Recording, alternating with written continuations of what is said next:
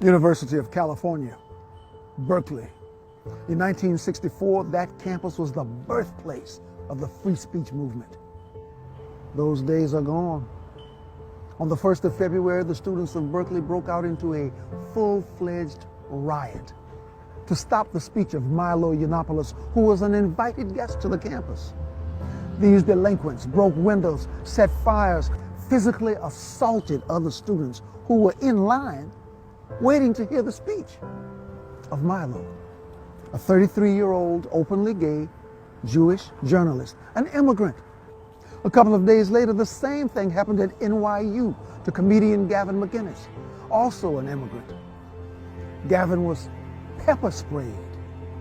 A professor actually demanded that the police act with violence to beat up Mr. McInnes.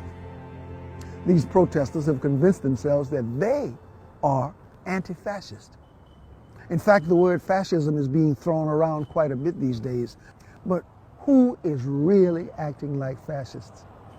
Who is silencing political speech, physically attacking those with divergent views, demanding that every American share one single ideology? Was it not Sarah Silverman who suggested the White House be overthrown by a military coup? Remind me, who are the fascists?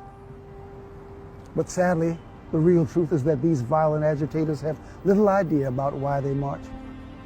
Theirs is a movement with no cause, a temper tantrum with no purpose. They are a generation lost in space, children being led around like cattle by a corrupted media infrastructure, the propaganda arm of the party of disappointment. If I were wrong, would Hillary Clinton really be their standard bearer? These rioters are being manipulated by big government forces who need them to regain political power. You youngsters are enchanted with socialism. But those ideas are nothing new. History has tested them time and time again, all with the same result. Lenin, Mao, Che Guevara, history's greatest failures. And each of these dictatorships began with young, naive people marching in the streets. There is, however, a revolution happening right now in Europe and America. Citizens are tired of their freedoms being trodden upon by a big central government, or the European Union, or the United Nations. People are tired of open borders, tired of being entangled with other nations with trade deals and alliances that are unequal. They are tired of their own wealth being seized by governments who use it to buy votes or influence. People are crying out for personal freedom, for the individual to be sovereign, for liberty, for men and women to choose their own destiny.